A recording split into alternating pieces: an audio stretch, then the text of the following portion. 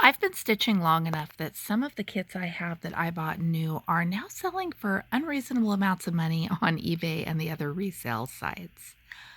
I bought them new, or maybe I found them at an estate sale or thrift store. I plan on stitching them, but I always feel like I should keep the charts nice enough that someone else could stitch it after me because they're not making more of these.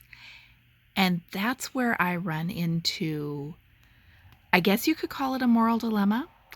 I'm Michelle. This is my romantic tangle. This is Southwest Mesa. I got it as a Christmas gift the very first year I wanted to start cross stitching. And I started it on Christmas morning. I stitched just the cactuses and a corner of the building before I gave up in confusion and frustration. I don't even know what happened to that first attempt. Years later, I realized I still had the chart still in my stash, and I decided to start over from scratch. All that is left is the original kit is the chart.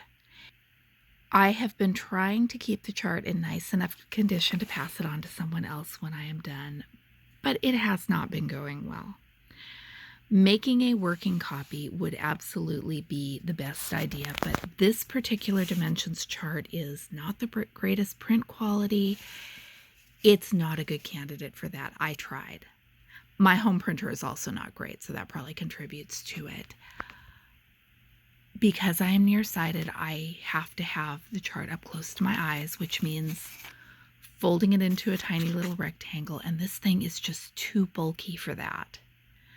I have been struggling as I get to the middle of the project. This morning, I did something drastic, and I cut off this whole section of the chart that is just the legend and the stitching instructions. And I felt bad about doing it because I feel like I've rendered the rest of this less desirable. But it is making my stitching easier and relieving a lot of stress. So do you mark original charts? Do you cut pieces off of them to make things more easy for yourself? Let me know what you do. I have a really hard time when it comes to using up these old kits. I think for me, I've decided that I want to put more of a priority on actually stitching the things I want to stitch than worrying about the parts of the kit that were meant to be disposable in the first place. Thanks for watching. I'm Michelle. This is my romantic tangle.